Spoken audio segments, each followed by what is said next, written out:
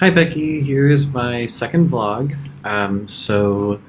the reading that I want to focus on is the social work as a moral and political practice article,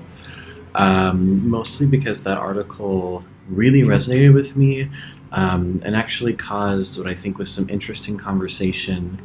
at my workplace where I shared it with everyone.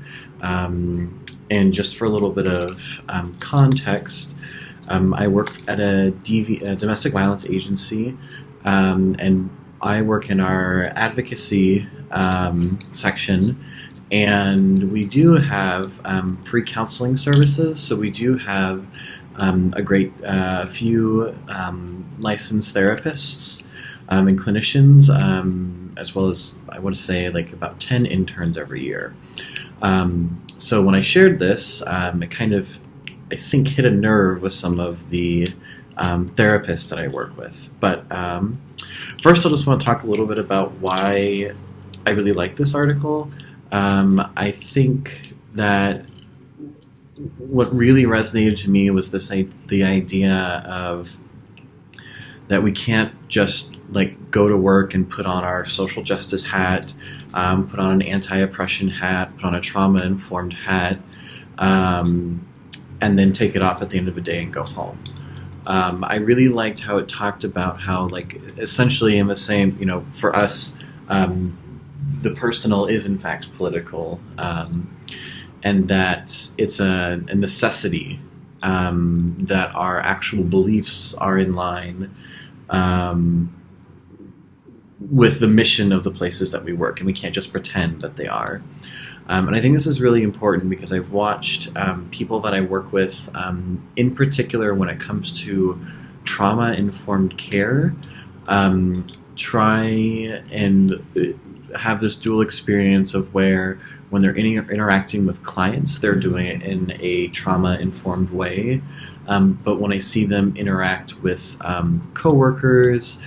or community partners, many of those ideas of trauma-informed care really kind of fly out the window, which for me, just as the authors themselves talk about, I think creates this environment where if we forget to put on our trauma-informed hat, or we're just too tired to put it on, it means that we're going to be working with clients and giving them services in ways less than our best. Whereas I think if, for example, running with this trauma-informed care idea, if we just live our lives in accordance to what trauma-informed care thinks is best for, working with and other people, it's just a habit. It's not something we have to turn on. I believe that means it takes less energy for us to do it. And not only that, even in our day-to-day lives, we're acting in a way that's not perpetuating trauma and violence, which as social workers, I think, is what we have to really have to adhere to. We can't just,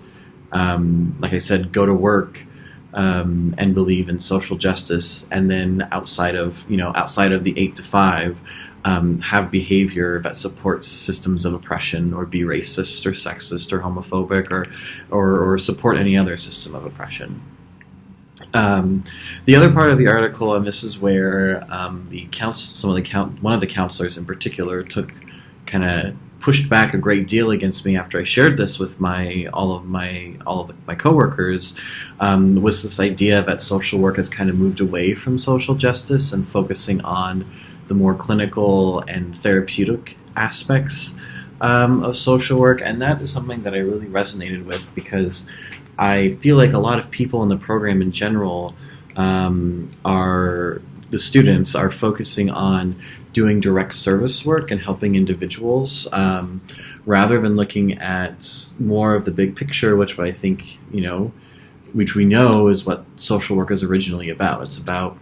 dismantling systems of oppression. It's about this big picture idea. And while certainly direct service is important, it's not everything. It was really interesting because the person responded to the email and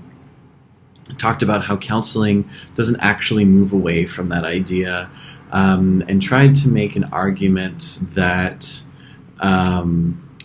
counseling was somehow, without providing any evidence, so I find it dubious, but that counseling was somehow integral to social movements, like the Underground Railroad, for example, that if it wasn't for counselors, that never would have happened, because counselors have helped people to like find their best selves, and like if they work on themselves, they can like reach this level of anti-oppression work, which is a claim that I find highly dubious, and where we kind of went back and forth on.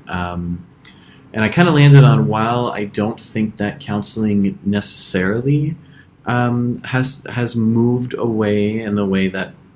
the authors talk about from the goal of social justice, the way in which it's done has, because at this point it's not accessible to many people, partly because of the cost to it, partly because of the demographics of the people who are counselors. It's a lot of, white, straight people. It's difficult for people of color or queer people to find counselors that match their identities, if that's something that's important, let alone find a counselor who understands, at least on an academic level, or can just like understands the experience of people of color or queer people, which in and of itself creates another barrier and another way, but it simply is a system that I would say can support systems of oppression. However, I would say that, in part, services like what my agency has is different, because while it is individual counseling,